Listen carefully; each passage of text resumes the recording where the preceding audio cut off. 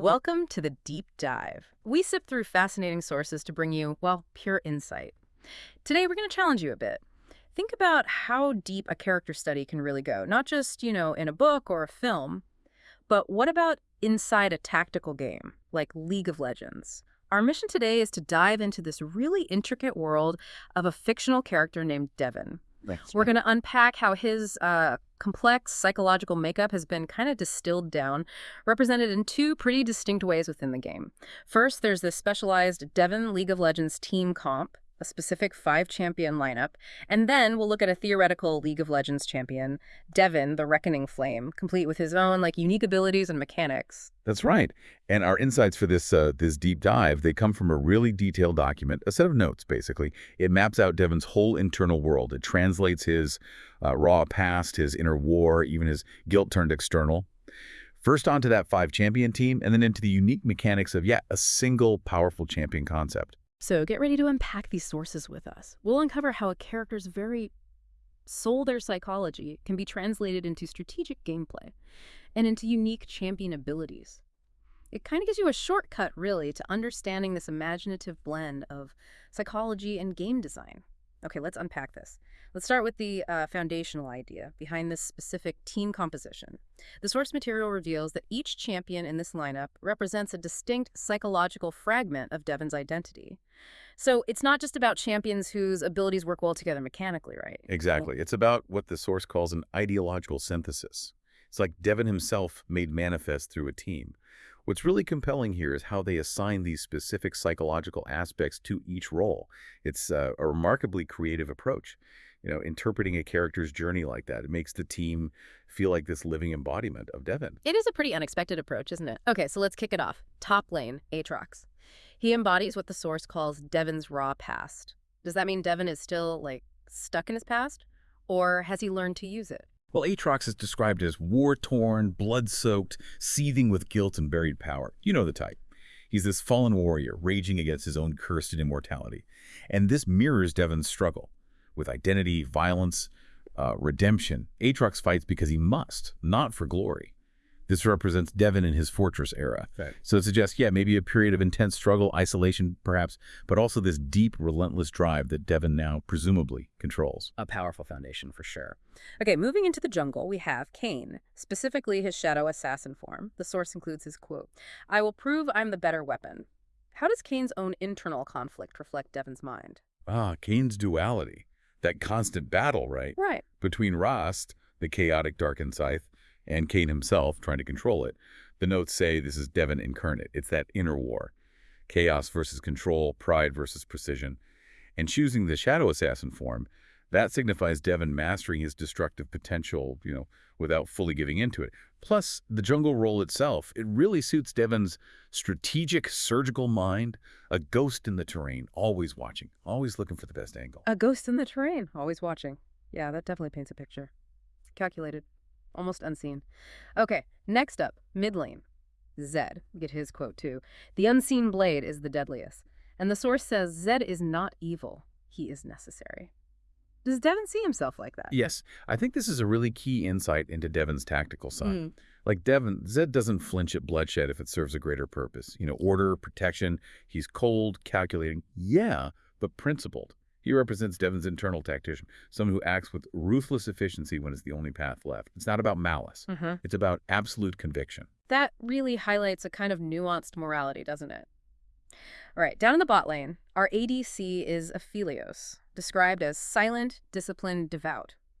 How does Aphelios, a champion driven by ritual and sacrifice, represent Devon's emotional side? That seems counterintuitive. Well, Aphelios doesn't speak, right? But he feels deeply. He channels his pain, his emotion, through rigid form and order, through ritual. And this is apparently exactly how Devon processes his world. Aphelios has this elegant, complicated, punishing kit. Mastering it mirrors mastering Devon's internal systems. Hard to learn, impossible to forget. The source calls him Devon's emotional alchemist at work, transforming that internal turmoil into precise, impactful action. Emotional alchemist. I like that. And finally, our support, Pyke. The source gives us his quote. "They thought death was the end." Aphelios describes him as Devon's guilt turned external. That idea is particularly striking. What does it tell us about Devon? Pyke's story is He's a former man who drowned, right? Returned from the depths to deal justice to those who betrayed him. So as a support, he's described as poetic justice, deadly, yet there to protect the team. This shows a side of Devon, not as the lone wolf, but as the blade forged in regret, now used to shield others from the same fate. It implies this redemptive drive, where his past mistakes, his guilt, now compel him to defend others. Okay, so we've kind of taken apart Devon's psychology through each champion pick. Now let's look at how this team actually plays on Summoner's Rift. The overarching strategy, the source says, is that this team thrives on precision, pressure, and punishment. It's truly Devon-made manifest. Indeed. And if you connect this to the bigger picture, yeah, the whole team comp is designed to reflect Devon's personality, his philosophy. It's not just a random collection of strong champions. It's a coherent strategic approach. Let's talk about the key strategic pillars then. First one, high mobility and vision control. The source says Zed, Kayn, and Pyke roam to basically suffocate the map, emphasizing that information is power and Devon would never play blind. Yeah, this speaks volumes about Devon's strategic mind. He's not going to rush into a fight without knowing all the angles. Yeah. Controlling vision, moving swiftly across the map. It lets this team gather crucial intel, dictate where fights happen, and essentially corner their opponents. Then there's emotional alchemy in the bot lane. That's Aphelios and Pyke. Synthesizing pain and penance, offering burst control and danger shrouded in silence. How does that look in game? This bot lane duo, it's about more than just raw damage. It's psychological impact. Pyke's aggressive, punishing style, combined with Aphelios' precise, high-damage output, it creates a lane that constantly pressures enemies, makes them feel vulnerable. It mirrors how Devon processes difficult emotions, right? Transforming that internal struggle into effective, calculated action. Okay. And in the solo lanes, we have solo lane dominance from Aatrox and Zed. They bring oppressive pressure and outplay potential. The source warns, no forgiveness in lane-only reckoning. Sounds intense. And it ties directly into Devon's unforgiving nature when dealing with threats. Both Aatrox and Zed are known for dominating their lanes, snowballing leads. They embody Devon's conviction that some situations just need absolute control, firm, unwavering action. Right. And for the late game execution part, Aphelios scales with discipline, with that chilling warning. If you let Devon reach full build, he will remind you why regret tastes like lead. Yeah, that really underscores the team's potent late game. Aphelios, as Devon's emotional alchemist, represents his disciplined approach to power. If the team executes their strategy, protects Aphelios. The culmination of Devon's internal struggles becomes this overwhelming force, leaving enemies with nothing but, well, regret. That's quite the strategic blueprint. Yeah. Let's walk through the game flow. How does this team operate early on, the setup phase? Early game, Aatrox is the anchor top lane, applying pressure, sustaining through trades. Kayn focuses on vision, deep invades, looking for those surgical ganks on isolated targets. Zed, he wants to push his lane fast and roam, punish enemy mistakes. Meanwhile, bot lane, Aphelios is farming, scaling up. Pyke plays aggressively, looks for early kills, or roams himself. Okay, and then mid-game, the dissection. What's the plan there? This is where that 1-3-1 potential really comes online. Zed and Kayn use their mobility to split push, hunt isolated targets, keep pressure on the side lanes. Pyke and Kayn work together for picks, using vision control. Zed looks to delete squishy backliners. Objectives like Dragon, Rift Herald, they become primary targets. The team thrives in those chaotic skirmishes that pop up around them. Got it. And finally, late game, the reckoning. Who's the main carry then, and how do they close it out? Aphelios becomes the main win condition. He needs protection, enabled by Pyke's vision, Aatrox's frontline presence, Kayn's peel and pressure. Zed shifts more to flanking, cleaning up fights. Kayn becomes a true executioner, taking out priority targets to secure those team fight wins. So is this team better at grouping up or splitting the map? The source says it's strong in 1-3-1, but can handle forced 5v5s. How does that flexibility work? Yeah, they're really adaptable. Very strong in 1-3-1, using split pushing and pick potential to stretch the enemy thin, force them to choose. But if a full 5v5 is unavoidable, Pyke can initiate, Aatrox zones, Aphelios carries from the back, they adapt, chase their shadows, you bleed, clump up too hard, you get outmaneuvered and dissected. Let's talk matchups. What kind of teams does this Devon comp just eat up? It's good against low mobility comps. Think champions like Xerath, Jinx, Victor. They're just food for Zed and Kayn. It also punishes those scaling-only comps that have a weak early game, and it's good at disrupting team fight-heavy formations with those surgical picks. And on the flip side, what gives it trouble? What are its weaknesses? Heavy crowd control lockdown can be rough. Lysandra, Maokai, Nautilus. They can shut down Zed and Kayn's mobility and execution. High-sustained tanks with strong engage like Ornn or Sejuani. They can soak the burst and stall things out. Also, champions with really good disengage or peel. Think Janna, Tahm Kench. They can deny the team's ability to finish kills cleanly. What are the main win conditions then? What absolutely has to go right for Devon's will to be, well, realized on the Rift? Okay, primary win cons. Aphelios hitting his late-game power spike, fully itemized and protected. Zed controlling the tempo with impactful roams and early dominance. And Kayn dictating the jungle pace, expertly executing carries after he transforms. So is the focus more objective control or getting kills? It's really both, balanced across the game. Early on, kills are key to enable map control. Mid-game, objectives become like strategic death traps, drawing enemies into bad fights. And late game, Baron and Elder Dragon. Those are the final nails to seal the deal. And in terms of timing, are they trying to win fast or scale? It's described as a mid-game spiking comp that transitions exceptionally well into late game through Aphelios. So it's not a 15-minute surrender or bust team, but it's not a 45-minute turtle either. It plays a long game with edge, always looking for that opening. The final thought on this team comp from the source is pretty chilling. This team isn't about brute force. It's about control, manipulation, and clinical destruction. It bleeds you slowly until you're just another lesson in Devon's ledger. Yeah, that sums it up perfectly. Okay, now let's pivot. What if all that essence, all that psychology, wasn't spread across a team? What if it was distilled into one single champion? The source takes us there, with the concept of Devon, the reckoning flame. Yeah, this is where the depth really comes through, I think. Instead of breaking him into fragments, they synthesize him into one entity. Devon's envisioned as a mid-lane assassin-controller hybrid. Deals mixed damage, maybe leaning slightly more physical, like 70-30.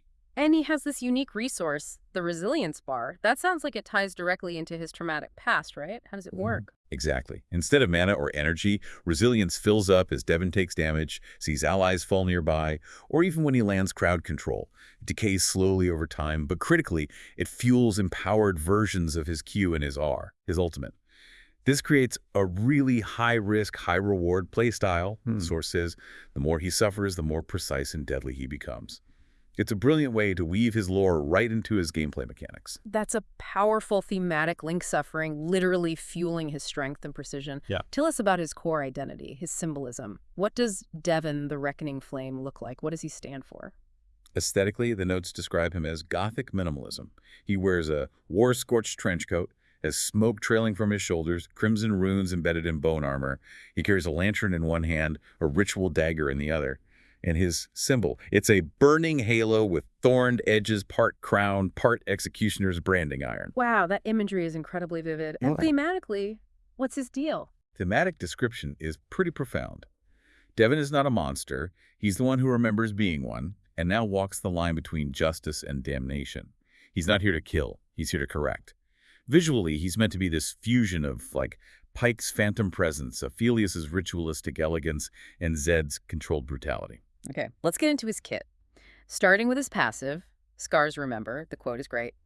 Every wound has a ledger. I keep the ink warm. How does this drive his gameplay? Yeah, this passive ties directly into that resilience resource and his whole theme. Every time Devon takes damage or an ally dies nearby, he gains memory stacks. Once he gets enough stacks, say 5, his next ability inflicts Reckoning, marking the target. If that marked target dies within like 4 seconds, Devon gets a chunk of resilience back and lowers his ultimate's cooldown.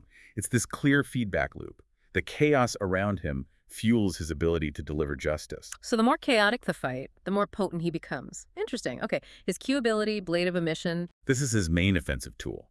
He slashes forward, physical damage. If the target's below 40% HP, it repeats as a Phantom Echo, dealing magic damage. And importantly, if he casts it on a target marked by his passive, that second hit briefly roosts them. It's a mix of rapid strikes and precision, punishing weakened foes. Kind of like Aatrox's Q meets Zed's Shadow Slash, but maybe cleaner, more conditional. Then his W, Fault Line. This sounds like it leans more into the controller part of his hybrid role, more than just damage. It absolutely does. Devon implants this seal of judgment on target terrain. After maybe 1.5 seconds, it explodes in an arc, magic damage, and a slow. But here's the kicker. If the terrain is jungle or brush, enemies hit are also revealed for 4 seconds. So it's key for zone control, vision denial, punishing enemies trying to hide. Think Kayn's wall interactions mixed with maybe Heimerdinger's trap placement. focused on controlling info in space. His E ability, Phantom Pact, sounds particularly psychological. It's definitely designed that way. Psychological punishment. Devon creates this spectral tether to an enemy champion for 4 seconds. If they move too far away or break line of sight, bam! Burst of mixed damage and a 1-second silence. But here's the twist. If they stay connected within the range, Devon deals increased damage to them and gets minor true sight of their movement. It's kind of like Karma's tether, but yeah, twisted. Forces the enemy into this high-stakes decision about moving or staying put. Okay, and finally, his ultimate severance protocol. This sounds like where the Reckoning Flame really lives up to the name. A big moment. Oh yeah, Seven's protocol is huge. Devon marks this wide area, like a pentagram-shaped ring on the ground. Enemies inside are silenced for about 1.25 seconds and literally cannot leave the ring for 2 seconds. After those 2 seconds, the ring implodes. Deals massive missing HP mixed damage to everyone caught inside. And here's the really unique part. If Devon is below 30% HP when he casts it, it gets empowered. It'll briefly revive him for 3 seconds if he happens to die during the channel. The symbolism is clear. Not a finisher, a judgment, a spiritual purge. It's his grand statement, a ritual correction. He can even defy death to ensure it's delivered. That's an incredible ultimate. Fits the character perfectly forged by trauma, literally defying death to complete his mission. So what's Devon's role in a team fight? Is he diving in first? He's described more as an initiator disruptor. He doesn't necessarily charge in head-on. Instead, he warps the field. He punishes poor positioning, zones high-priority targets, and turns your mistakes into art. He also acts as a strategic anchor. His terrain control and vision punishment dictate where fights happen. He's the metronome of macro tempo, deciding when and where a soul gets severed. He basically controls the rhythm of the conflict. So what are his key strengths as a champion, given this really intricate kit? Okay, strengths. Exceptional pick potential, great backline disruption. That hybrid scaling makes him adaptive with items, strong vision denial, and just really unique late-game influence with his ultimate and that tether mechanic. He's a master of controlling the fight's flow. Right, and every strength has a counter. What are his main weaknesses? Well, he's got a weaker early game, probably until level 6. Needs careful play. He's pretty reliant on good positioning and exploiting enemy mistakes. He punishes arrogance, but he doesn't just brute force fights. He also needs to generate that resilience before he's fully online. So he's vulnerable to heavy burst if he's caught out or hasn't built up his resource by, enduring stuff. Which existing lead champions would you kind of compare Devon to, given his kit and themes? The source material links him to elements of Zed for that shadow precision and mid-lane control. Pyke for the retribution theme, death as ritual, roaming threat. Aphelios, too, for the high-skill expression and that mystical aesthetic. It even mentions Swain for battlefield presence and psychological warfare. And even Set, strangely enough, imagining if Set were philosophical and built guilt into his knuckles, which is quite an image. Ah, yeah, it is. And to wrap up Devon, the Reckoning Flame, what's his defining lore, quote, according to the source? It's this. Redemption isn't salvation. It's surviving the fire and choosing to walk back into it with purpose. Wow. What an incredible deep dive we've taken today. We've really explored the intricate ways a character's complex psyche, how it can be translated into both a strategic team comp and a single unique champion concept. It highlights the surprising intersections between character depth and actual game mechanics. It really does. It demonstrates the value of looking at familiar stuff, like game strategy, through this different lens. Psychology, character design, it reveals layers of meaning, layers of intention you might otherwise miss. Shows just how much thought and artistry can go into creating these fictional entities, even within a game. So as you go about your day, maybe think about this. How might recognizing those hidden psychological fragments or that emotional alchemy within characters, whether it's in the games you play, the books you read, or even, the real-world systems you engage with, how might seeing that change your own approach, how you understand or interact with them, something to mull over?